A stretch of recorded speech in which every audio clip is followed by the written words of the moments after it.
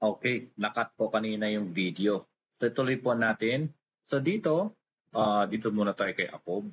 So itong mga buttons po dito, ang gamit lang po nito is halimbawa gusto natin mag-view or next student. Instead na Apob yan, kung sino yung next na student, dadalhin niya lang po doon. Ayan, i-move niya lang po kay Carmen, ganun lang po yan. Then saka po tayo mag-assess.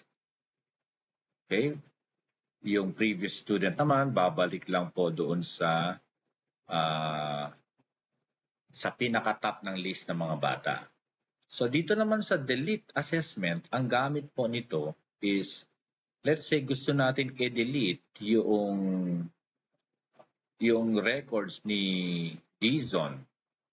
Let's say dito sa self-help, gusto nating burahin itong records na yan, i-click lang natin.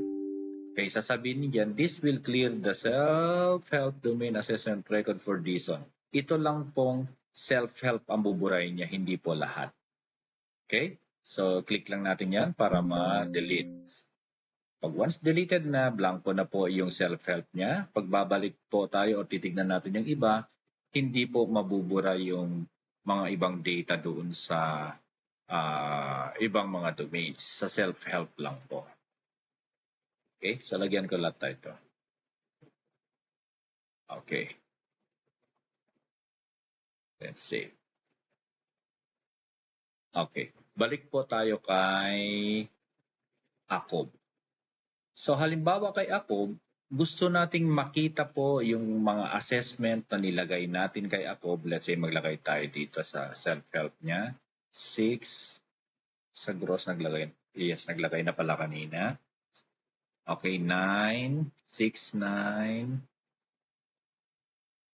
Okay, 6, 9, 4. So kung gusto natin makita yung summary noon, i-click lang po natin ito. View Assessment Summary. And then maglo-load po yan. Ito na po yung makikita natin. Dito po natin makikita yung summary ng mga batang na-assess natin. So i-click natin si Akob. Ayan po yung kanyang mga data.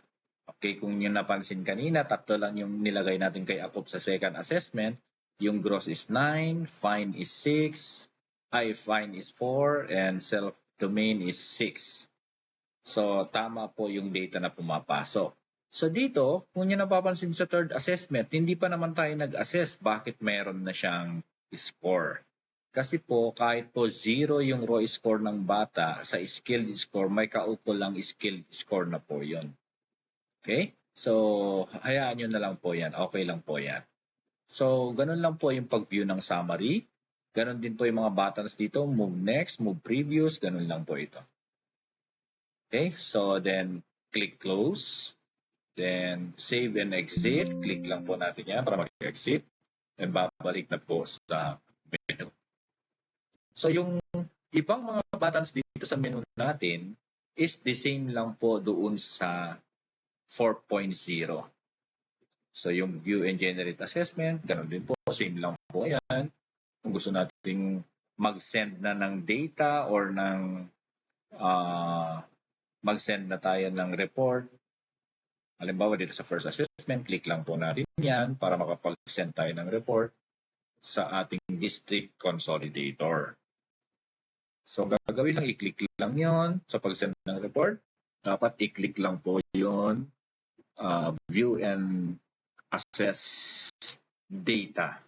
So magpapakita na dito, ito na yung first assessment. Ito lang po kasi ang nalagyan ko kanina, kaya dadalawa lang ang makikita dyan. Ay, sa second assessment, I should say. Okay. Ayan na, yung kanina. Tinype natin si Akob. Ilan pa lang ang nagpapakita. So halimbawa napuno na natin lahat, kung gusto natin mag-submit na ng report, i-click lang po natin yung generate report. Click OK. Then save submission. Type lang yung anong file name. Second assessment report. Kahit anong file name po, pwede yan. Ito po yung isesend natin sa district consolidator. Click yes. Okay. Okay. Pag once na nakasave na po tayo, pwede na po tayong mag-back. Hintayin lang po natin matapos yung kanyang pag-generate at pag-save